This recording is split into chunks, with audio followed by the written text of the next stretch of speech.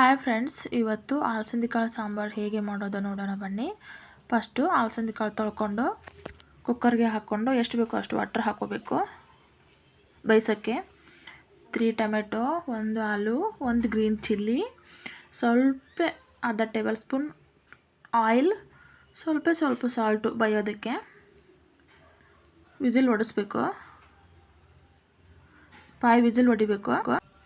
ಅದು ತಣ್ಣಾಗೋವರೆಗೂ ಬಿಟ್ಟು ಒಂದು ಮಿಕ್ಸಿ ಜಾರಲ್ಲಿ ಕೊಬ್ಬರಿ, ಜೀರಿಗೆ, ಧನಿಯಾ ಪೌಡ್ರು, ಸ್ವಲ್ಪ ಕೊತ್ತಂಬರಿ ಮಿಕ್ಸಿ ಮಾಡ್ಕೋಬೇಕು. ಮಾಡ್ಕೊಂಡಾದ್ಮೇಲೆ ಕುಕ್ಕರಲ್ಲಿ ತಕ್ಕೊಂಡು ಸಣ್ಣ ಮಾಡ್ಕೋಬೇಕು. ಈ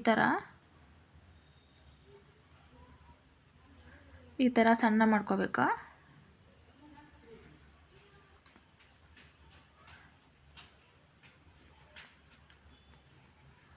ಈ ಥರ ಫುಲ್ ಸಣ್ಣ ಮಾಡಿಕೊಂಡು ಒಗ್ಗರಣೆ ಹಾಕೋಕ್ಕೆ ಒಂದು ಪ್ಯಾನ್ಗೆ ಸ್ವಲ್ಪ ಜೀರಿಗೆ, ಸ್ವಲ್ಪ ಕರಿಬೇವು, ಬೆಳ್ಳುಳ್ಳಿ,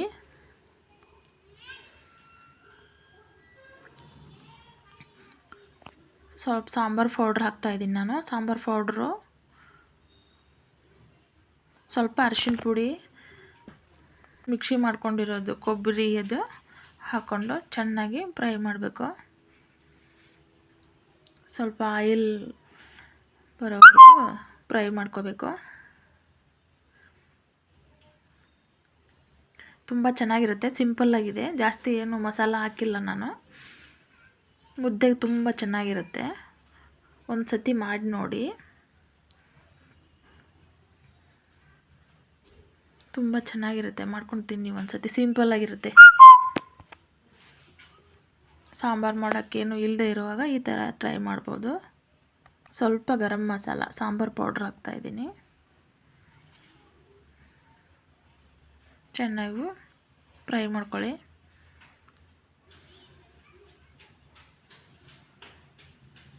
ನೋಡಿ,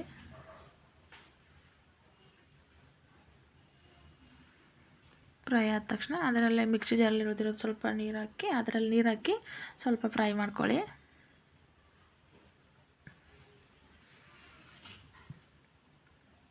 ಸ್ವಲ್ಪ ನೀರಿನ ಅಂಶ ಎಲ್ಲ ಹೋಗೋವರೆಗೂ ಫ್ರೈ ಮಾಡ್ಕೊಳ್ಳಿ.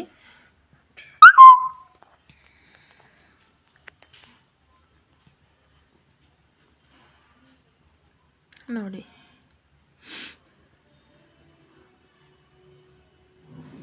ಈಗ ಬಂದಿರೋದೆಲ್ಲ ಸಣ್ಣ ಮಾಡಿರೋದು ಕುಕ್ಕರಲ್ಲಿರೋದು ಹಾಕ್ತಾಯಿದ್ದೀನಿ ನೋಡಿ.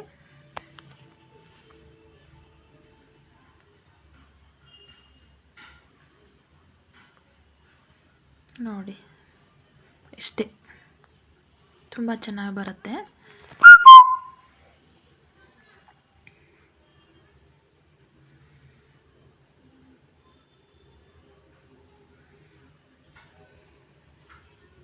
ನಿಮಗೆ ವಾಟ್ರ್ ಎಷ್ಟು ಬೇಕೋ ಅಷ್ಟು ಹಾಕ್ಕೊಳ್ಳಿ. ಸಾಲ್ಟು ನೋಡ್ಕೊಂಡು ಹಾಕ್ಕೊಳ್ಳಿ, ನಿಮ್ಮ ರುಚಿಗೆ ತಕ್ಕಷ್ಟು. ಚೆನ್ನಾಗಿ ಕುದಿಸ್ಬೇಕು.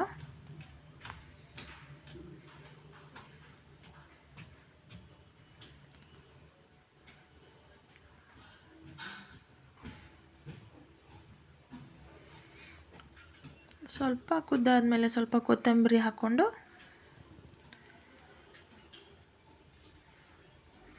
ತುಂಬ ಚೆನ್ನಾಗಿ ಬರುತ್ತೆ. ಒಂದು ಸತಿ ಟ್ರೈ ಮಾಡಿ. ಮತ್ತು ಹಾಗೆ ನಾನು please subscribe my channel, Malini YouTube channel.